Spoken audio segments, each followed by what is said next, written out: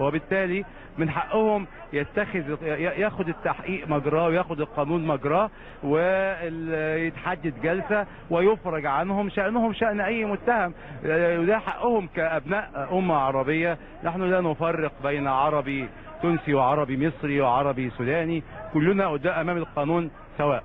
يمكن تم التجديد لمدة 15 يوم، ايه الإجراءات اللي هتتخذوها بعد هذا التجديد، وخاصة ان يعني كل الشواهد بتدل على إدانة هؤلاء الجماهير مع احترامنا العلاقة بين الشعبين المصري والتونسي، لكن هناك بالفعل إدانة، مصابين، حالات إتلاف. بعد ال 15 يوم التجديد ماذا سيتم؟ أولا الإدانة لأحداث الشغب ومن فعلها. هؤلاء كل من الجمهور بعد ما صدر قرار المحكمة بتجديد الحبس 15 يوم، احنا من حقنا ان احنا نستأنف امر الحبس خلال القانون بيدينا حق الاستئناف. احنا هنبحث ده معاهم ومع ذويهم، انا موكل من ذويهم جميعا، وان شاء الله سنتخذ الاجراء القانوني اللي يعطيهم حقهم في امام المحاكم المصرية، لنثبت للعالم اجمع وللامة العربية جميعا ان في مصر القضاء يحترم القانون ويحترم الانسان العربي بغض النظر عن جنسيته ويعطي الكل حقوقه سواء.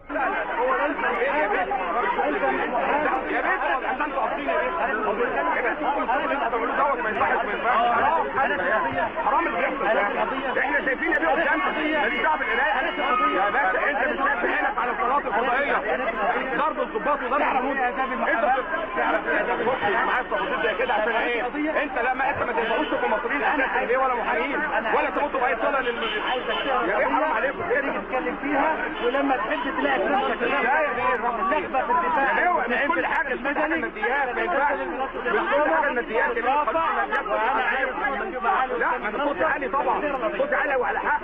احنا كلنا شايفين ايه؟ اعتبر ان الضرب ده اخوك او ابنك او اي حد يلف فيك باي صله. اقرا القضيه الاول. راجل زي العميد عادل التونسي يتضرب، راجل زي المقدم محمد يوسف يتضرب. ليه يعني؟ ليه يعني؟ حرام. انت تعرف ايه القضيه حضرتك؟ ايه هي القضيه؟ بيسمع من حضرتك ايه القضيه؟ قول لي حضرتك ايه القضيه؟ مش انت بتقول انت هيئه الدفاع؟ قول لي ايه انت اللي قريته في القضيه؟ انت اللي بتتكلم. لا لا انا شفت قدامي ان هم ضاربين اهم. ضربوا ولا ما ضربوش يا بيه؟ شفتها فين؟ لا اله الا الله يا جماعه، ما تخلوش ان الماده تطغى عليكم خالص كده. عيب كده. تستفيدوا ايه يعني؟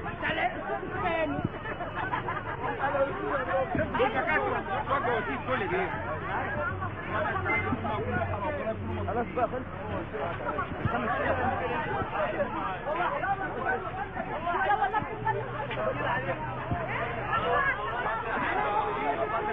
مجالس الضارب. ايه الشرطه مع الغلبان ومع الفقير ومع كل واحد.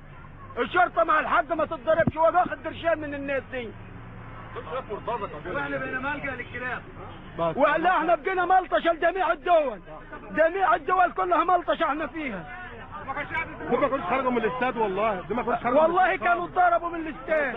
انا ديني راد الفقير وراد على الله كنت ضربتهم صح والشني. انت لو ضربت والله العظيم لو هناك وضربنا هضربه وهموته.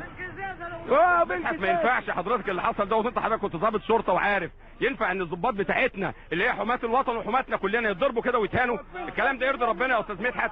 راجل عميد زي العميد عادل التونسي والمقدم محمد يوسف وبعض الجنود والضباط يتضربوا ويتهانوا كده عشان ايه؟ عملوا ايه يعني؟ هم دول جايين منين بالظبط؟ ايه هم مين اللي زيهم علينا؟ عشان ايه هم يستفيدوا ايه من ده كله يعني؟ مره الجزائريين ومره التوانسه، فاضل مين تاني يعني؟ احنا بقينا كلنا كاننا يهود بالظبط. ناقص المغرب بقى عشان يبقى الشمال كله ضربنا واعتدى علينا، وخلينا احنا كده يا ريس. ما ينفعش كده، حرام. احنا بقينا منتصر للناس كلها. وربنا يستر على الاهلي هناك. اهم حاجه طالبين حمايه النادي الاهلي هناك، اهم شيء والله على اللي حصل لهم. المفروض الاهلي يتحمى هناك. خلي بالك استاذ مدحت، مالكش دعوه بهيئه الدفاع اللي حصل. دول ناس قبضه، دول ناس عملاء قابضين فلوس يا ريس عشان يخشوا يقولوا الكلمتين دول. ده اخوه اللي هو بتاع قناه الجزيره سيد عبد الغني. فدول يا ريس دول قابضين ودول جايين موجهين. انا بقول لسعادتك عشان تبقى انت عارف، سيبك من اللي بيتقال والكلام اللي بيقولوه ده كله. دول قبل ما يخشوا قابضين فلوس، فلازم يعملوا كده. لازم يبيعوا الشرطه بتاعتنا ويبيعوا الجمهور بتاعنا ويبيعوا الشعب بتاعنا. حرام كده. دول المفروض يا ريس تسحب منهم الجنسيه المصريه. والله ما ينفعش كده، حرام، ما يرضيش ربنا يعني. نقدر نعرف موقفه ايه من اللي حصل ده؟ يا استاذي نقدر نعرف اتحاد الكره المصري موقفه ايه مع الاتحاد الافريقي في اللي بيحصل ده؟ لو عندنا حماس 1% فالسيد علاء مبارك سبقنا في القصه بتاعه الجزائر وطلع صحفيا واعلاميا وقال احنا ما نقبلش اللي يحصل معانا الكلام ده. تمام؟ دي للمره الثانيه خلي بالك. فاحنا بنوجه رساله للرئيس شخصيا بنقول له احنا ما ينفعش اللي احنا فيه ده. بس انا مش عايز اقول اكتر من كده، ما ينفعش اللي احنا فيه ده.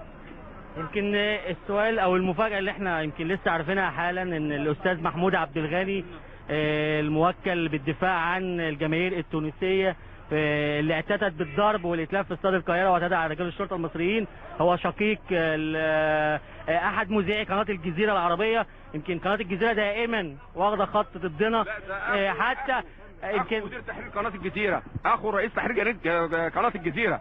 وانت طبعا قناه الجزيره هي مراشة اللي كده يا ريس، هي مراشة اللي هي عماله تشرط فينا وعماله تشن عننا وبس وخلاص بدون اي وجه حق. مش عارف لمصلحه مين، انا مش عارف هما بيعملوا كده لمصلحه مين.